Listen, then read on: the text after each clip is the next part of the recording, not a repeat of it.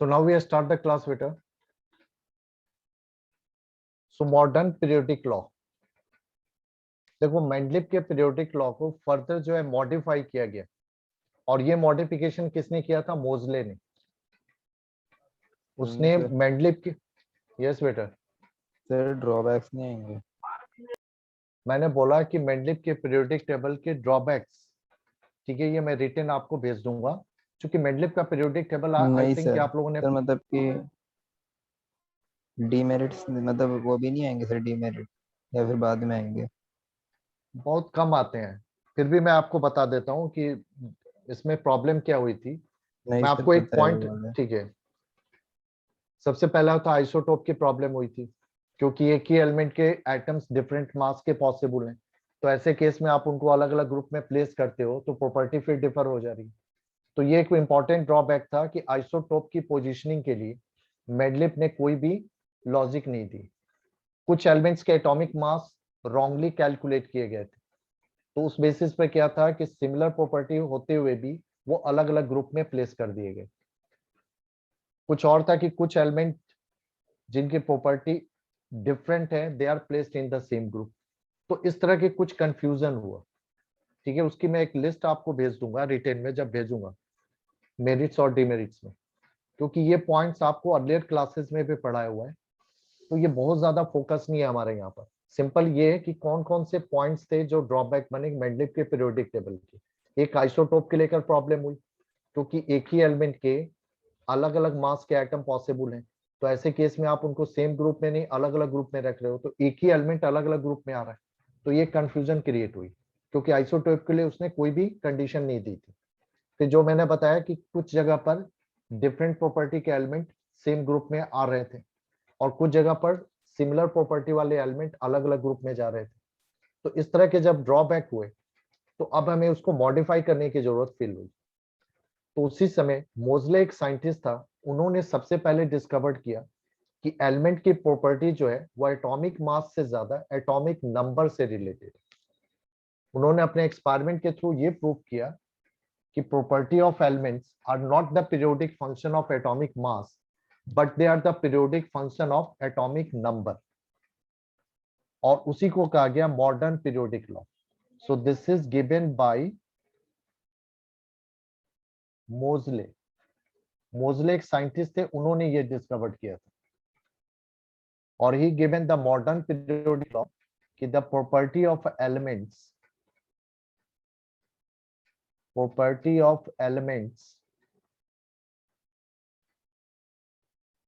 are periodic function of atomic number, not atomic mass। यानी atomic mass से atomic number is the better criteria for the classification of element. ये prove from his experiment. तो अब जो है periodic table का जो पहले बेस था एटॉमिक मास, उसको चेंज करके एटॉमिक नंबर लिया गया, और फिर से उन्हीं एलिमेंट्स को दोबारा से टेबुलर फॉर्मेट में जब अरेंज किया गया, तो ये देखा गया कि इससे मेंडलिप के पीरियोडिक टेबल के जो डिमेरिट्स पॉइंट थे, जिनकी मैं पूरी एक लिस्टिंग आपको भेज दूंगा, मैं उस पर ज्यादा भी नहीं कर रहा हूँ, क्योंकि वो पॉइंट्स ऐसे हैं, थ्योरी है, लिखने में टाइम लगेगा, और वो पॉइंट आप पढ़ने के बाद आपको खुद समझ में आ जाएगा। तो इसलिए मैं वो रिटर्न आपको अलग से भेज दूंगा नोट उसके लिए, ठीक है। तो यहाँ पर देखा गया कि जो जो ड्रॉबैक थे मेंडलिप के पीरियोडिक लॉ में, वो सारे ड्रॉबैक अगर हम एटॉमिक नंबर का क्राइटेरिया लेते हैं तो रिमूव हो जाते हैं।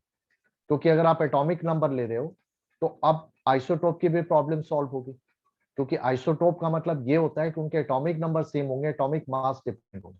तो अब अगर क्लासिफिकेशन एटॉमिक नंबर के बेस पर कर रहे हो, तो element with all different masses but with same atomic number will come into same group, तो आपकी ये प्रॉब्लम भी सॉल्व होगी।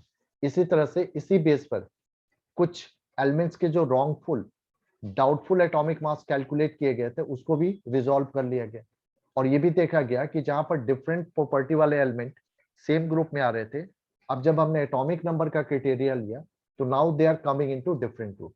तो एक तरह से मेंडलिप के पीरियोडिक लॉ के या पीरियोडिक टेबल में जो भी ड्रॉबैक थे, वो इस न्यू पीरियोडिक लॉ से रिमूव हो गए। तो अब इस लॉ के बेसिस पर पूरे पीरियोडिक टेबल को रीअरेंज किया गया और उसका नाम रखा गया मॉडर्न पीरियोडिक टेबल। तो आज की डेट में जो आप पीरियोडिक टेबल यूज कर रहे हो, that is the modern periodic table, and this is based on Moseley periodic law which is the modern periodic table. तो ये मॉडर्न पीरियोडिक लॉ पर बेस है, ये मेंडलिव के पीरियोडिक लॉ पर बेस नहीं है। ठीक है, अब मॉडर्न पीरियोडिक टेबल में कुछ और चेंजेस किए गए, जहां पर मेंडलिव के पीरियोडिक टेबल में each group is divided into subgroup A and B except group eight. यहाँ पर सभी को अलग अलग ग्रुप अलॉट कर दिया गया, सभी को अलग अलग ग्रुप बना दिया गया, ए बी का कॉन्सेप्ट ही हटा दिया गया। तो अब जो टोटल आपके ग्रुप है मॉडर्न पीरियोडिक टेबल में, तो टोटल ग्रुप यहाँ पर 18 होंगे, but period will remain same, period आपके 7 होंगे। तो आज के पीरियोडिक टेबल में 18 ग्रुप्स हैं एंड 7 पीरियड्स हैं। ठीक है, यस बेटा, क्लियर है? अगर आप पीरियड वाइज देखो तो इसका मैं आपको दे रहा हूं डिटेल कि फर्स्ट पीरियड में, बिल्कुल फर्स्ट पीरियड अगर आप लेते हो तो फर्स्ट पीरियड में टोटल जो है 2 एलिमेंट्स है। सेकेंड पीरियड में 8 एलिमेंट्स, थर्ड पीरियड में again we have the 8 elements, but fourth period में we have the 18 elements. Again fifth period 18 elements, sixth period 32 elements, and seventh period again 32 elements। But sixth और seventh में क्या देखोगे कि यहाँ पर 32 नहीं है, एक्चुअली यहाँ पर 18 ही है, क्योंकि मॉडर्न पीरियोडिक टेबल में आप देखोगे कि आपका टेबल कुछ इस तरह से बना हुआ है। मैं जस्ट एक फ्रेमवर्क इसका डिजाइन कर रहा हूं, और आप नीचे देखोगे कि यहाँ पर 2 अलग से रो दिए हुए हैं जो कि मेन पीरियोडिक टेबल से बाहर है। ये आपका मेन पीरियोडिक टेबल है, और यहाँ पर 2 रो बाहर से दी हुई है जिनको कहा जाता है लैंथेनाइड एंड एक्टेनाइड्स। अब इसकी स्टोरी क्या है, ये हम कॉन्फ़िगरेशन जब आप करेंगे तो उसके बेसिस पर एक्टेनॉइड्स, ये 2 अलग कॉलम बनाए हुए, और इनमें इच रो में टोटल 14 एलिमेंट्स है। ये आपका बिलोंग कर रहा है सिक्स्थ पीरियड को, और ये बिलोंग कर रहा है, इसमें भी 14 एलिमेंट है, ये आपके 7th पीरियड को। तो लास्ट के एलिमेंट में, लास्ट के पीरियड में यहाँ पर 32 जरूर आप लिखते हो, बट एक्चुअल में यहाँ पर 32 माइनस 14 एलिमेंट्स प्रेजेंट है, 32 माइनस 14 एलिमेंट्स प्रेजेंट है इन दोनों पीरियड में। क्योंकि मेन पीरियोडिक टेबल आपका ये है, ये उसका पार्ट है, लेकिन इसको मेन पीरियोडिक टेबल में नहीं लिया हुआ है, इसको बाहर लिया है। क्यों लिया गया है बाहर, ये हम इसका डिस्कशन बाद में करेंगे जब आप फर्दर इसको आगे पढ़ोगे। अभी आप देख लो कि ये 2 रो बाहर रखे हुए, ठीक है ना? यस बेटा, क्लियर है? और ये ध्यान रखना है कि ये मॉडर्न पीरियोडिक टेबल आपके एटॉमिक नंबर पर बेस है। अब एटॉमिक नंबर पर बेस है तो इसमें इलेक्ट्रॉनिक कॉन्फ़िगरेशन का रोल आता है। तो इलेक्ट्रॉनिक कॉन्फ़िगरेशन के बेस पर इस पूरे पीरियोडिक टेबल को 4 ब्लॉक में डिवाइड किया गया।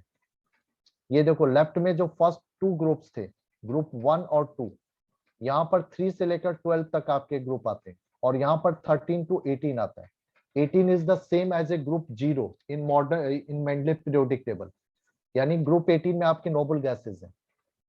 ठीक है, तो इन 2 फर्स्ट और सेकंड ग्रुप को कहा जाता है एस ब्लॉक। 3 to 12 का जो ग्रुप रेंज है, this is called P block, and this is called D block, and 13 to 18 this is called P block. Total 3 आपके ग्रुप बनते हैं, S block, P block and D block main periodic table में। और जो नीचे दो रो दिए हुए लैंथेनाइड और एक्टिनाइड के फॉर्म में, इनको कहा जाता है एफ ब्लॉक। ये क्लासिफिकेशन जो है कॉन्फ़िगरेशन के बेस पर किया गया। टेबल आपकी बनी एटॉमिक नंबर, एटॉमिक नंबर का मीनिंग क्या होता है, arrangement of electron in different सब सेल, एनर्जी सेल और ऑर्बिटल्स। तो अब कॉन्फ़िगरेशन के बेसिस पर इस मॉडर्न पीरियोडिक टेबल को 4 ब्लॉक में डिवाइड किया गया, S block, P block, D block और एफ ब्लॉक। ये ब्लॉक का क्लासिफिकेशन किस बेस पर किया गया? कॉन्फ़िगरेशन ऑफ एटॉमिक नंबर, ठीक है। और कॉन्फ़िगरेशन के बेस पर ये ब्लॉक कैसे बनाए गए? देखो एस ब्लॉक का मीनिंग ये होता है कि अगर एटॉमिक नंबर के अकॉर्डिंग अगर आप कॉन्फ़िगरेशन लिखते हो तो last electron fill into S subshell. तो ये देखा गया ग्रुप 1 और 2 के जितने भी एलिमेंट थे, अगर हम इनके एटॉमिक नंबर की कॉन्फ़िगरेशन लिखते हैं तो इनके लास्ट इलेक्ट्रॉन फिल होता है एस सबसेल में, तो इनको एस ब्लॉक कहा गया। उसी तरह पी ब्लॉक का मीनिंग हुआ कि जिन एलिमेंट्स के एटॉमिक नंबर की कॉन्फ़िगरेशन में last electron is filled in P subshell. Similarly D block का मीनिंग हुआ कि जिन एलिमेंट्स के एटॉमिक नंबर की कॉन्फ़िगरेशन में लास्ट इलेक्ट्रॉन की फिलिंग जो होती है वह डी सबसेल में होती है, तो उनको डी ब्लॉक कहा गया। और जिनमें लास्ट इलेक्ट्रॉन की फिलिंग एफ सबसेल में होती है उनको एफ ब्लॉक कहा गया, ठीक है। तो ये 4 ब्लॉक बनाए गए पूरे मेजर पीरियोडिक टेबल को लेकर। अब जैसे देखो, अगर मुझे ब्लॉक आइडेंटिफाई करना है, सोडियम एटॉमिक नंबर 11 है, कॉन्फ़िगरेशन लिखो 1s2 2s2 2p6 3s1। अब देखो लास्ट इलेक्ट्रॉन आपने s में फिल किया तो ये आपका s ब्लॉक हो गया।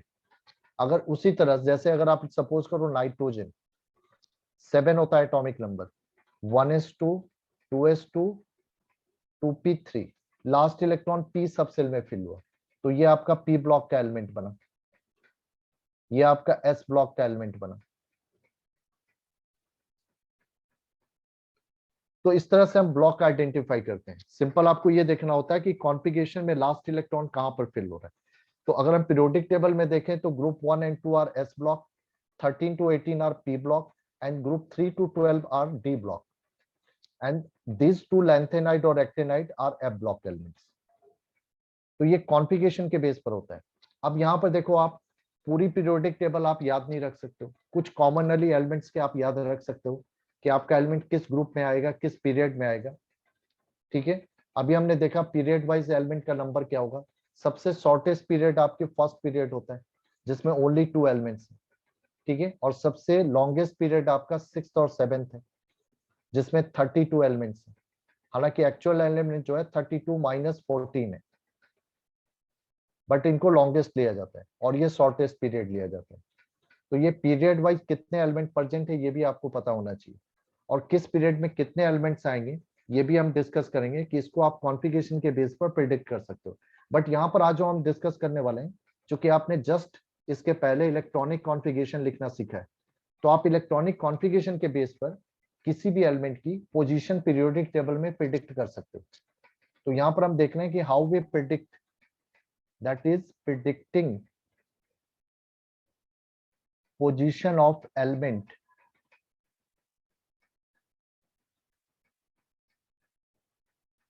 in periodic table। और पोजीशन प्रिडिक्ट करने में आपको 3 इंपॉर्टेंट फैक्ट उसके बारे में बताने होते हैं, 3 चीजें बतानी होती है।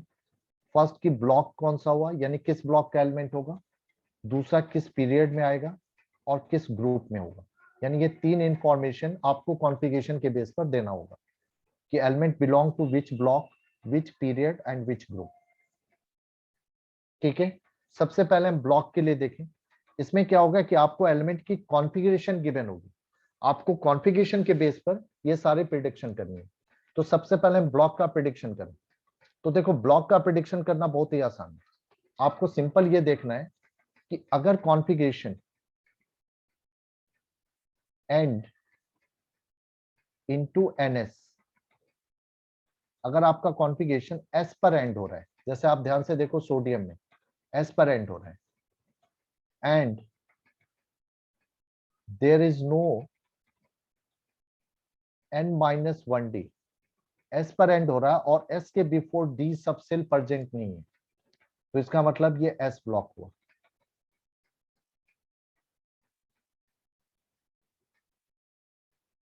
दूसरा पॉइंट, अगर आपकी configuration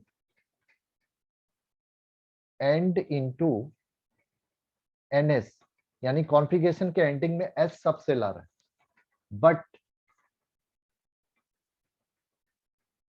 there is n-1d before it. अगर ns आ रहा है और ns के बिफोर d है तब ये s ब्लॉक नहीं होगा, this will be d block. For example जैसे मैंने एक कॉन्फ़िगरेशन लिखी 1s2 2s2 2p6 3s2 3p6 3d2 4s2। अब ध्यान से देखो कॉन्फ़िगरेशन यहां भी एंड हो रहा है s पर, बट s के बिफोर d सब सेल प्रेजेंट है, तो अब ये s ब्लॉक नहीं होगा। अगर s के बिफोर d नहीं है तब ये s ब्लॉक कहलाएगा। अगर s के बिफोर d आ जाता है तो फिर ये d ब्लॉक एलिमेंट हो गया। और ऊपर जैसे सोडियम में देखो s आ रहा है बट s के बिफोर d नहीं है, तो ये s ब्लॉक हो गया। अब p ब्लॉक के लिए क्या होगा कि अगर कॉन्फ़िगरेशन एंड हो रहा है p पर, यानी लास्ट फिलिंग आपकी p पर हुई तो वह p ब्लॉक हो गया। तो थर्ड पॉइंट होगा p ब्लॉक के लिए कि if configuration end into np, यानी p सबसेल पर लास्ट हो रही है configuration, so that is your p block. जैसे यहां पर देखो आप 1s2 2s2 2p3 last configuration and हो रहा है p पर, तो ये p ब्लॉक हो गया। अब जो बचा आपका लास्ट f, तो यहां पर देखो इसके लिए दिया गया कि if configuration contain incomplete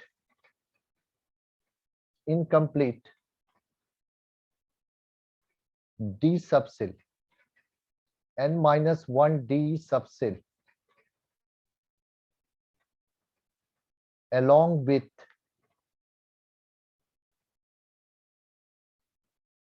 n-2 f subcell। अगर कॉन्फ़िगरेशन में इनकम्प्लीट d आ रहा है और उसके साथ f आ रहा है तो वह f ब्लॉक एलिमेंट होगा।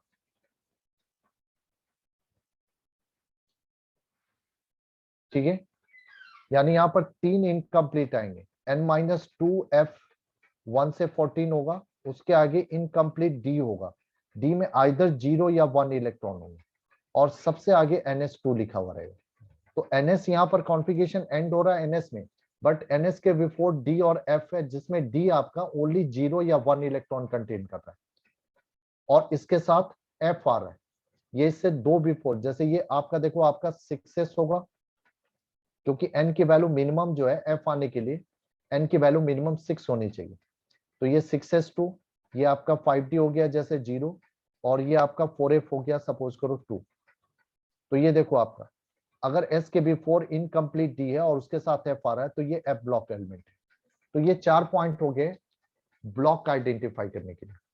अगर ब्लॉक आइडेंटिफाई आप कर लेते हो तो इसके बेसिस पर आप ग्रुप का आइडेंटिफिकेशन कर सकते हो, क्योंकि हर ब्लॉक से आसानी से आप ग्रुप प्रिडिक्ट कर सकते हो। कैसे? अगर s ब्लॉक का आपका एलिमेंट है, अगर आपका एलिमेंट बिलोंग कर रहा है s ब्लॉक में, तो s ब्लॉक के केस में ग्रुप नंबर जो होता है, group number is equal to होता है number of electron in ns subshell. ns subshell में जितने इलेक्ट्रॉन होंगे that is the group number. तो ns में कितने इलेक्ट्रॉन हो सकते हैं? मिनिमम 1 और मैक्सिमम 2। तो इसका मतलब यहाँ पर 2 ही ग्रुप पॉसिबल होंगे, ग्रुप 1 या group 2। So this is the group prediction for s block element. अब आ जाओ दूसरा जो है p ब्लॉक। p ब्लॉक के केस में ग्रुप नंबर हम कैसे प्रिडिक्ट करते हैं? तो यहाँ पर group number is equal to होता है 10 करना है पहले, 10 plus sum of electron in ns and np subshell. For example जैसे आपने कॉन्फ़िगरेशन एक लिखा था 1s2 2s2 2p3, ठीक है, यहाँ पर देखो 2p पर लास्ट हुआ, उसके बिफोर 2s है, इनके टोटल इलेक्ट्रॉन में 10 ऐड कर दो, तो 2 इलेक्ट्रॉन 2s में और 3 इलेक्ट्रॉन 2p में, तो 2 प्लस 3 5, 5 प्लस 10 यानी 15 is the group number. Clear है बेटा?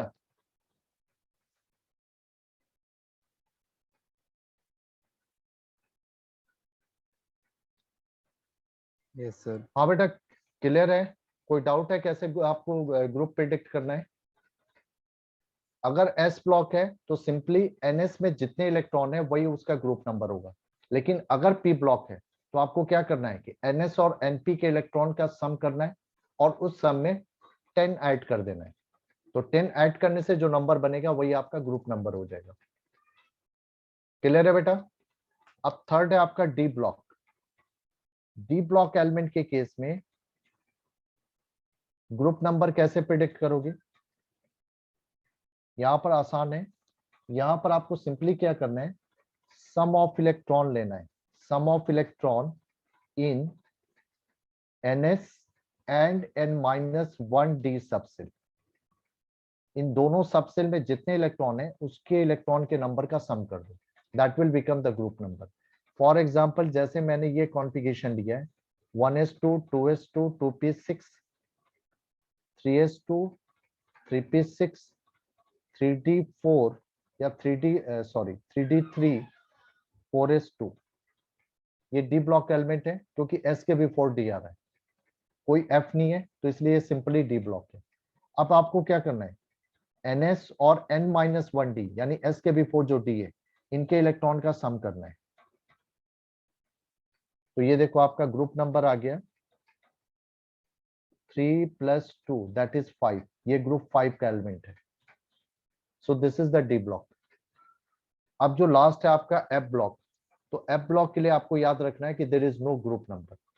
एफ ब्लॉक चूंकि मेन पीरियोडिक टेबल में नहीं है, वो मेन पीरियोडिक टेबल के आउटसाइड में, therefore we assume it does not belong to a particular group, it is a separate entity, so no group number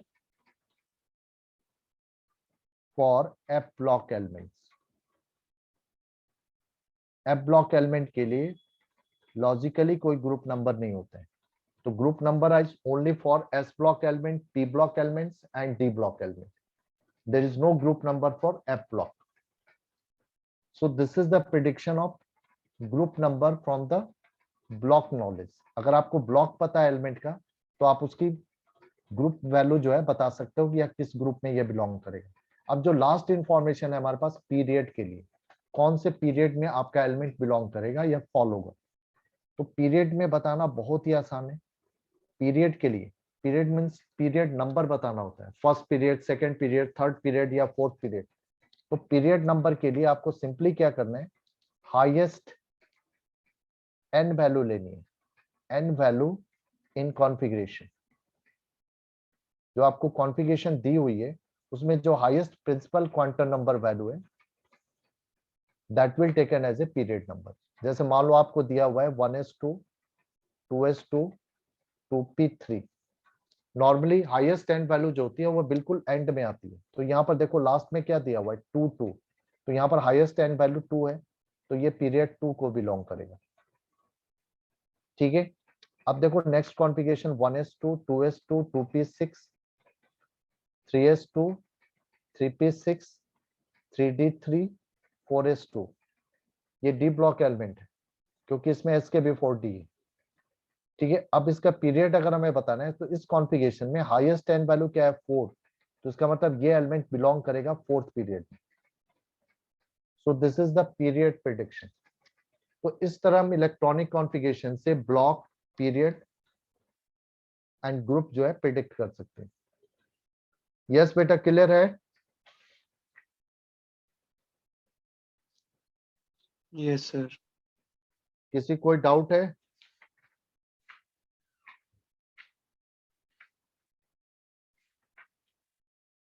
अच्छा, ये नहीं है जरूरी कि आपको ऑलवेज कॉन्फ़िगरेशन दी ही जाए, कई बार होता है कि कॉन्फ़िगरेशन आपको लिखने के लिए भी दिया जाएगा और उसी के साथ ये सारे काम करने होंगे कि पीरियोडिक टेबल में उसकी ब्लॉक बताओ, पीरियड बताओ और ग्रुप बताओ। फॉर एग्जांपल आपको दिया गया, ये क्वेश्चन दिया गया कि right electronic configuration, electronic configuration for an element whose atomic number is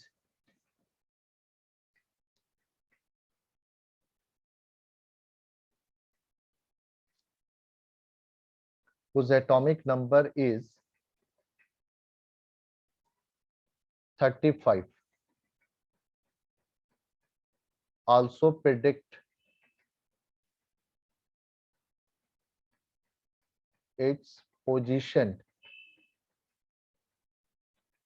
in periodic table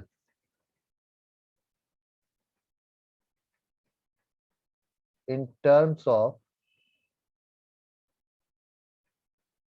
group and period। ये दो चीजें बतानी है। सबसे पहले आपको 35 के लिए कॉन्फ़िगरेशन लिखना है, उसके बाद उस कॉन्फ़िगरेशन से उसका ग्रुप नंबर और पीरियड नंबर बताना है। अब देखो ये कैसे लिखोगे, 35 की कॉन्फ़िगरेशन दोनों तरह से आपको आनी चाहिए। अगर आप डिटेल वे में लिखना चाहो तो यहाँ पर देखो 1s2 2s2 2p6 टोटल 10 हो गए, 3s2 3p6 18 हो गया। इसके बाद इलेक्ट्रॉन पहले 4s में गया 2 20 20 के बाद नेक्स्ट 10 इलेक्ट्रॉन 3d में गए 30 हो गया। ठीक है, इसके बाद किस में आएगा 4p में, यानी यहां से यहां, उसके बाद जंप करेगा 4p में। 4p can take maximum 6 electron. 30 तक हो चुका है यहाँ पर फिलिंग 3d तक। इसके बाद इट मींस कि you have left only with the 5 electron और 4p can take 6 electron, so reminder 5 electron will go into 4p। आप इस तरीके से भी लिख सकते हो या इनर्ट गैस मेथड से भी लिख सकते हो। अगर आप इनर्ट गैस मेथड से लिख रहे हो तो 35 के जस्ट बिफोर कौन सी इनर्ट गैस आती है? यस बेटा, 35 के जस्ट बिफोर कौन सी इनर्ट गैस आएगी? आपने अभी अभी कॉन्फ़िगरेशन लिखना सीखा है बेटा इनर्ट गैस मेथड से। Sir argon. क्या हो गया? हाँ, आर्गन आएगी। सो आर्गन हो गया 18। अगर आर्गन है तो एन की वैल्यू क्या होगी? 4 4 minus 2 F 4 minus 1 D 4s 4p। अब ये देखो क्या बना, argon 2f 3d 4s 4p। हमें पता है कि 2f एग्जिस्ट नहीं होता है, सिर्फ ये तीनों एग्जिस्ट करेंगे। तो अब देखो आर्गन में 18 इलेक्ट्रॉन फिल हो चुके हैं। इट मींस कि रिमेनिंग इलेक्ट्रॉन आपके कहाँ जाएंगे? 3d में 4s में और 4p में। तो स्टार्ट कहाँ से हो गया? 4s से 220, क्योंकि 18 तक यहाँ फिल हो चुका है आर्गन में। 20 के बाद नेक्स्ट 10 इलेक्ट्रॉन 3d, उसके बाद रिमेनिंग 5 इलेक्ट्रॉन p में। आप इस तरीके से भी कॉन्फ़िगरेशन लिख सकते हो या आप डिटेल वे में भी लिख सकते हो, बट डिटेल वे में लिखने की लिमिटेशन है कि मैक्सिमम टू मैक्सिमम 40 तक जा सकते हो, क्योंकि इसके बाद इतना आगे पीछे होगा कि आप कंफ्यूज हो जाओगे और मे बी आप कहीं ना कहीं कोई ना कोई मिस्टेक कर दो। तो बेटर होगा कि 30 ऑनवर्ड अगर एटॉमिक नंबर आपको मिल रहा है कॉन्फ़िगरेशन लिखने के लिए, you always follow this inert gas method. तो अब इस मेथड्स में देखो आपका लास्ट इलेक्ट्रॉन फिल हुआ है p में, इसका मतलब ऑब्वियसली ये p ब्लॉक एलिमेंट है। अगर ये p ब्लॉक एलिमेंट है तो अब इसका ग्रुप नंबर बताना आसान है। कैसे बता सकते हैं? अब इसका ग्रुप नंबर क्या होगा? Total electron in s and p plus 10। तो टोटल इलेक्ट्रॉन यहाँ पे कितने हो रहे हैं s और p को लेकर? 2 प्लस 5 7 7 प्लस 10 17। तो ग्रुप नंबर इस एलिमेंट का होगा 17। पीरियड क्या बताएंगे? हाईएस्ट एन वैल्यू यहाँ पर क्या है? 4 है, तो इसका मतलब ये 4th पीरियड को बिलोंग करेगी। तो ये देखो हमने यहाँ पर कॉन्फ़िगरेशन भी लिखा और उस कॉन्फ़िगरेशन के बेस पर एलिमेंट की पोजीशन भी प्रिडिक्ट की। यस बेटा, क्लियर है? Yes sir. हाँ बेटा आर्यन, कोई डाउट है बेटा या ये पॉइंट क्लियर है?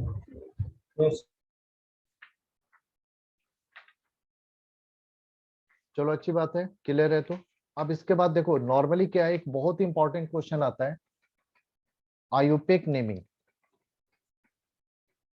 एक्चुअली क्या हुआ कि इनिशियली जब एलिमेंट डिस्कवर्ड हो रहे थे तो जिसने जो एलिमेंट डिस्कवर्ड किया उसने उसका नाम रख लिया। जैसे आप कोई चीज डिस्कवर करोगे तो आप उसकी नेमिंग करोगे। और नेमिंग जब आप करोगे तो आप कुछ पर्सनल बायस के बेसिस पर नेमिंग करो। ये पर्सनल बायस क्या हो सकता है?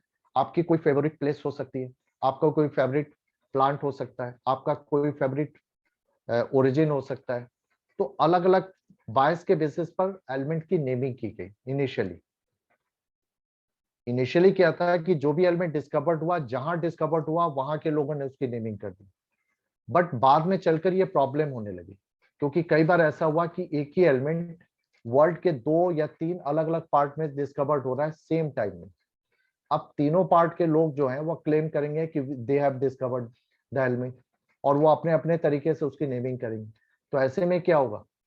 ऐसे में कम्युनिकेशन में दिक्कत होने लगी, क्योंकि जैसे जैसे साइंस का एरिया बढ़ते गया, साइंस की डेवलपमेंट होने लगी, तो एलिमेंट के डेवलपमेंट अलग अलग हिस्सों में होने लगे यूनिवर्स के। अब सभी लोग अपने अपने तरीके से नेमिंग कर रहे थे।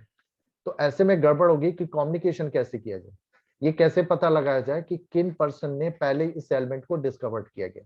तो यहाँ पर एक सिस्टम फॉलो किया गया कि भाई जो भी एलिमेंट अब फर्दर डिस्कवर्ड होगा, वो आपके अपने बायस के बेसिस पर नेमिंग नहीं करनी है। उसकी नेमिंग जो है एक सेट पैटर्न के बेसिस पर करना है, और इस सेट पैटर्न का नाम रखा गया IUPAC, आयुपेक ने। एक्चुअली क्या है, केमिस्ट की और यूनिवर्स के बेसिस, सॉरी, केमिस्ट की और वर्ल्ड बेसिस पर जो ऑर्गेनाइजेशन है उसका नाम है international union of pure and applied chemist. तो उसी का शॉर्टकट लिया गया IUPAC पैटर्न। तो यहाँ पर हम देखेंगे कि what is the IUPAC pattern for naming the element. पर रिमेंबर कि IUPAC नेमिंग जो है, naming of element, this is applicable only those element whose atomic numbers is greater than 100। ये उन्हीं एलिमेंट के लिए एप्लीकेबल है जिनका एटॉमिक नंबर 100 से ग्रेटर है। यानी 100 के बिफोर वाले एलिमेंट्स की जो नेमिंग अर्लियर रखी गई उसी को एज इट इज एक्सेप्ट कर लिया गया। लेकिन बाद में अब ये दिक्कत होने लगी, क्योंकि साइंटिफिक मेथड से अलग अलग जगह पे एक ही एलिमेंट डिस्कवर्ड हो रहा है और ये सभी मैन मेड एलिमेंट है। तो यहाँ पर कम्युनिकेशन में दिक्कत ना हो, इसके लिए एक पैटर्न बनाया गया नेमिंग का। इसी को आयुपेक नेमिंग कहा जाता है। और इस आयुपेक नेमिंग की जो बेस है, that is the digit of atomic number. यानी ये जो नेमिंग पैटर्न है, this is based on the digits of atomic number of element that is more than 100। तो इसमें क्या है कि डिफरेंट डिजिट के लिए कुछ सर्टेन नेम और एब्रिविएशन फिक्स किए गए। जैसे मैं ये लिस्ट दे रहा हूं, ये आपको लिस्ट बुक में भी मिल जाएगी। डिजिट जो है 0 to 9 होंगे, 0 1 2 3 4 5 6 7, उसी तरह 8 और 9। अब उसके लिए जो नेम डिस्क्राइब किए गए, जैसे 0 is called nil, 1 is called un, 2 is called by, 3 is called try,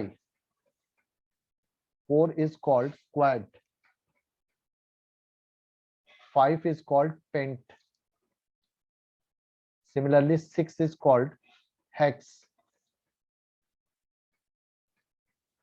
7 is called sept, sept, sept, 8 is called oct, और 9 is called in, e-double-n। और इनके एब्रिविएशन भी दिए गए।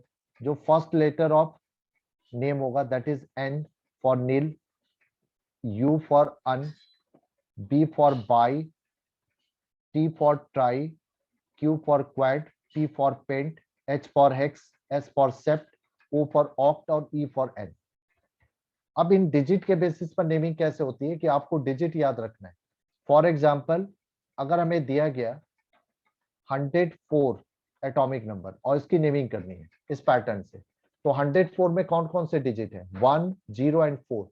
1 के लिए un, 0 for nil and 4 for quad. तो इसका पूरा कंप्लीट नेम जो होगा इन नेम्स को कंबाइन करके बना दो, that is un, nil, quad और लास्ट में IUM ऐड करना है।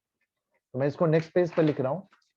सबसे पहले डिजिट के अकॉर्डिंग आपको एब्रिविएशन लेने, जैसे 104 में 1 plus 0 plus 4, so 1 is your nil, sorry, un, 0 is nil and 4 is quad. अब इनको आप कंबाइन करो, so this is un, nil, quad और लास्ट में IUM ऐड कर देना है, so कंप्लीट नेम इसका बना un, nil, quadium. ठीक है, और एब्रिविएशन क्या लेना है, इनके फर्स्ट लेटर, जैसे अन का U, नील का N और क्वाइट का Q, तो एब्रिविएशन या सिंबल जो हो गया वह UNQ हो गया। तो इस टेबल के बेसिस पर आपको 100 से अबव एटॉमिक नंबर के नेम लिखने के लिए दिए जाएंगे। तो ये आपको डिजिट्स के अकॉर्डिंग नेम और एब्रिविएशन याद करने, और इस पर एक क्वेश्चन जरूर आता है, 100% है। जैसे आपको आ जाएगा, और ये हाइपोथेटिकल भी हो सकता है कि right IUPAC name of element with atomic number 120। अब क्या लिखना है, देखो 120 में डिजिट कौन कौन है, 120। 1 is called un, 2 is called bi and 0 is called nil। अब इनको कंबाइन किया, this is un by nil और लास्ट में IUM लगा दिया, तो कंप्लीट नेम बना un by nilium and short में इसका सिंबल क्या हुआ, UBN। यस बेटा, क्लियर हो गया?